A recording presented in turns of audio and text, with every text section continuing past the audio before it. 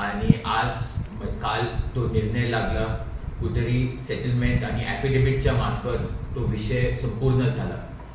Jointly affidavit होत नव्हतं, jointly MOU होत नव्हते, त्या कारणामुळे कुठेतरी थांबलं गेलं होतं. पण आज राजघराणा म्हणून आम्ही 70 गुंठे जमीन ती कुठेतरी आम्ही दिलेली आहे शासनाला. ह्या नाल्याचा मार्ग असेल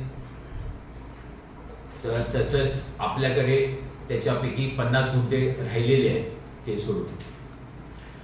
तर मी एवढंच म्हणेल की ही केस 1986 पासून चालू झालेली होती आणि आत्तापर्यंत ही केस 2006 मध्ये हायकोर्टात आली आणि आत्तापर्यंत ते निर्णय आता झालेले आहेत. तर एवढं वर्षानंतर कुठेतरी हे निर्णय संपूर्ण झालेले आहेत, ती एक चांगली गोष्ट आहे. मी नुसतं एक गोष्ट राजघराण्याबद्दल चुकीची बातमी पसरवली जाते, काही चुकीची माहिती दिली जात होती. तर मी एवढं वेळ कशाला बोलत नव्हतो, कशाला मी म्हणत होतो की तोपर्यंत आपल्याकडे कोर्टाचं काय एक निर्णय मिळत नाही हातात, तोपर्यंत हे प्रश्नावर बोलणं चुकीचं होईल.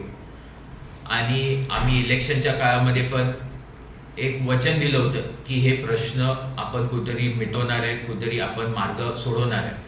तर ते पण आपण संपूर्ण केलं. पण काही गोष्टीच्यामुळे ते राहिलं होतं. ही निर्णय पण डिस्ट्रिक्ट कोर्टाची पण निर्णय कुठेतरी आमच्या बाजूने झाली होती आणि नंतर शासनाने ते निर्णय अपील केलं आणि हायकोर्टात गेले. त्याच्यामध्ये जमीन आपल्याकडे सोडली होती आणि बिल्डिंगची खालची जमीन ती शासनाकडे राहिली, म्हणून कोर्ट अपीलात गेले. आणि स्टे आपण घेतली नव्हती, स्टे शासनाने घेतली होती आणि शासनाने नाव आणि काय तिथं करू नये म्हणून स्टे घेतली होती. तर काय काय गैरसमज होते की कुठेतरी आम्ही स्टे घेतली होती, ती तशी नव्हती. कशाला आम्ही काय म्हटलं, केस असून दे काय असून दे, लोकांच्या हितासाठी कुठेतरी हॉस्पिटल चालू आहे, त्याच्यामध्ये कुठेतरी आडखाळ येऊ नये, कुठेतरी अडचणी येऊ नये. आणि आज पण तोच प्रश्न घेऊन आम्ही कुठेतरी हे श्रेयसाठी नाही, कुठेतरी पैसेसाठी नाही, आपण हे हॉस्पिटल आणि ती जागा आम्ही हॉस्पिटलसाठी दिली, कुठेतरी लोकांची सेवेसाठी दिली, आरोग्य सुविधा इथे उपलब्ध करण्यासाठी दिली आहे. कशाला दरवेळी असं झालं असेल की राजकारण आम्ही आणतो, काय राजकारणाचे विषय येतात. तर मी आता म्हणेन की इथं राजकारण नाही, काय नाही, इथं लोकांच्या सेवेसाठी राजकारण पहिल्यापासून पाळतोय. ते बापूसाहेब महाराज असतील, शिवरामराजे असतील, ती परंपरा लोकांसाठी जमीन देणं आणि लोकांची सेवेसाठी आणि शहरासाठी विकासासाठी जमीन देणं हे दरवेळी आपलं राजघराण्याचं हेतू आहेच. झालं आणि भारतात देशामध्ये मिळालं तेव्हा थोड्या जमिनी त्यांच्या प्रायव्हेट प्रॉपर्टी म्हणून ठेवले गेले होते आणि ते गव्हर्नमेंट ऑफ इंडियाने त्यांना सँक्शन केलेले होते. त्यांच्या ह्याच्यामध्ये त्यांना लिस्ट द्यायला लागलं आणि त्याच्यामध्ये त्यांनी मंजुरी केली झाली. त्याच्यामध्ये ही पण होती आणि त्याच्यामध्ये डिस्प्यूट झाला की शासनचीच आहे आणि असं झालं होतं. तेव्हा म्हणून राजेसाहेबांनी उठून जेव्हा बघितलं तेव्हा नाव बघितले त्या ह्याच्यामध्ये कागदांमध्ये, उतारामध्ये असतील, मोठ्या संबंध असतील, त्याच्यामध्ये त्यांना लक्षात आलं की हे शासनाचं नाव चढलेलं आहे त्याच्यावर. म्हणून त्यांनी ते ॲप्लिकेशन करून कोर्टामध्ये आमची माझी जमीन आहे म्हणून त्यांनी तिथं दाखल केली.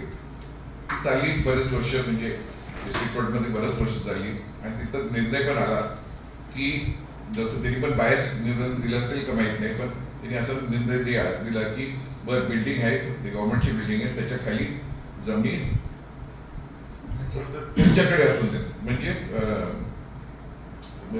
फर्स्ट प्रिटी म्हणजे गव्हर्नमेंटकडे शासनाकडे जाऊन देत का त्यांची बिल्डिंग आहे त्याच्या खाली असू देत, पण बाकीची जमीन होती ती सोपवून दिली पाहिजे म्हणून कोणाला, राजघराण्याला म्हणजे राजेसाहेबांना, का ती शेवटी त्यांचीच मालकी घराण्याची नव्हती, पण ती नंतर आपली प्रायव्हेट प्रॉपर्टी म्हणून झाली होती राजेसाहेबांची.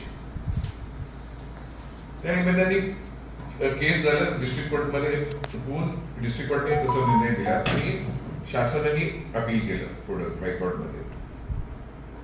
पहिले अपीलमध्ये काहीतरी डिसमिस झालं ते आणि निर्णय तसंच राहिला, म्हणून सेकंड अपीलमध्ये शासन परत गेले आणि ते स्वीकारलं गेलं सेकंड अपील, आणि सेकंड अपील आतापर्यंत चाललं होतं 26 पर्यंत, आणि आज म्हणजे ह्याच वर्षी 2-3 वेळा बोर्डामध्ये घ्यायला लावलं. तिथं काय ठरलं आम्ही की लोकांची मागणी होती, तर पहिली मागणी होती की नुसतं स्पेशालिटी हॉस्पिटल नाही, पण आरोग्याच्या समान मेडिकल फॅसिलिटीच्या समान बेसिक जे लागतात गरीब माणसाला. गरीब माणूस एकदम कुठं मोठ्या हॉस्पिटलमध्ये जाऊन खर्च करण्या शकत नाही, त्याला इन्शुरन्स घेतलं असं वेगळं गोष्ट, पण अगदी शेतकरी नाही तर कोण त्याला माहीत नसतं कसं ते घ्यायचं मेडिकल इन्शुरन्स, तर त्याला गव्हर्नमेंटचं असतं फॅसिलिटी, शासनचं फॅसिलिटीज असतात की त्याला त्यांचं तपासणी करणं, त्यांचं रोगाचं औषधं देणं, त्याच्यावर ते फ्री असेल का नसेल का नॉमिनल फी असेल ते पण असतं. त्याच्यामुळे हे लोकांच्या सवय नागरिकांसाठी सुविधा केलेली असते.